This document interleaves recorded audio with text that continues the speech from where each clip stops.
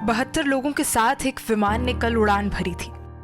उसमें सवार यात्री कहीं घूमने जा रहे होंगे तो कोई अपनों से मिलने जा रहा होगा, लेकिन किसी को पता नहीं था कि ये इनकी आखिरी उड़ान साबित हो जाएगी। इन्होंने इसकी कल्पना भी नहीं की होगी कि लैंडिंग से महज 10 सेकंड पहले विमान क्रैश हो गया और सब वहीं खत्म हो गया। हम बात कर रहे हैं रविवार को नेपाल में हुए दर्दनाक विमान हादसे की, जहां 72 लोगों को लेकर उड़ा विमान क्रैश हो गया। इस हादसे में अभी तक 68 शवों को बरामद कर लिया गया है।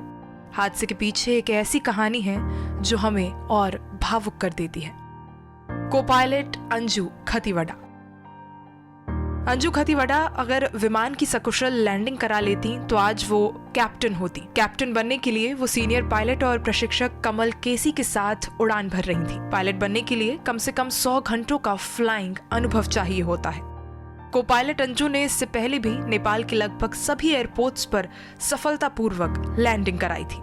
उड़ान भरते वक्त कैप्टन केसी ने अंजू को मुख्य पायलट सीट पर बिठाया था। सफल लैंडिंग के बाद अंजू को मुख्य पायलट का लाइसेंस मिलने वाला था, लेकिन दुर्भाग्य से महज 10 सेकंड पहले ही उनके सपने चूर चूर हो गए। येती एयरलाइंस के विमान की को पायलट की कैप्टन बनने से पहले ही जान चली गई। एक और दुखद बात यह है कि को पायलट अंजू के पति दीपक पोखरेल भी विमान हादसे में अपनी जान गंवा बैठे थे। वो भी येती एयरलाइंस में थे। 21 जून 2006 को येती एयरलाइंस के जिस विमान की दुर्घटना हुई थी उसके को पायलट दीपक थे।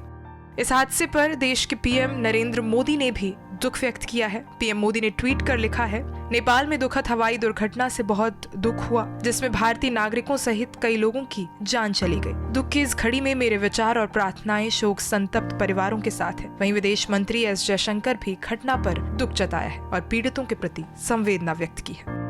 Bureau report, Bharat express digital.